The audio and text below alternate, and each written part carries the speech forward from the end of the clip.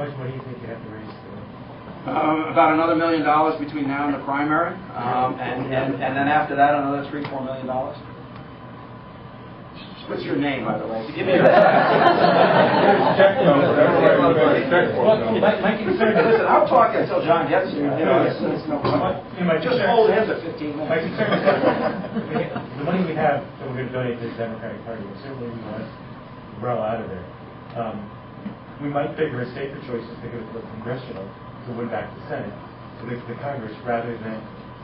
Your community is split, right? Most of it is. Diane Farrell has endorsed my candidacy.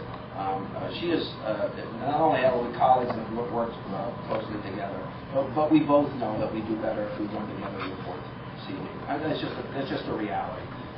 If she needs a big vote out of Stanford, I can deliver that. I think the Democrats need to know this is a viable choice. I think whether it be you or John have a good chance of winning, so that they will contribute. And what happens in the heat of a debate is sometimes say things you don't mean. When this is a real retail debate, I'm not going to say bad things about John. We need to encourage people to go into government service, and he certainly has had a distinguished career in government service. But the reality is we're picking a candidate who we think can win in November. A big problem with the Democrats, we think winning a primary is winning. Right. So, I heard you lost it. Yeah, you remember your yoga? We don't need it? I don't like So, no, but I think this is a very serious thing. It's not about who we think is good in the primary. It's about who do we think can win in November. Winning a primary is a warm bucket of spit if you don't win in November. That's a reality. And we as Democrats got to talk to one another in real terms.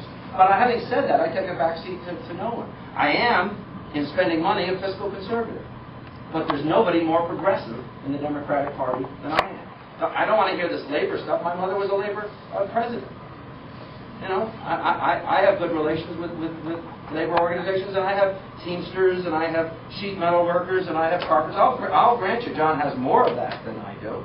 But AFSCME hasn't made a decision, AFT hasn't made a decision, and AFL-CIO hasn't made a decision. And the firefighters haven't made a decision. So, this is, and by the way, this is a very different day than many years ago. But the reality is union membership is not what it once was. You folks living in this town and a bunch of towns like it are going to make the difference. I'm going to have Waterbury's political organization, and Hartford's political organization, and West Haven's political organization, and Stanford's and Norwalk's, and a bunch of other towns. But it's going to be decided in towns like this. That's what it's all about.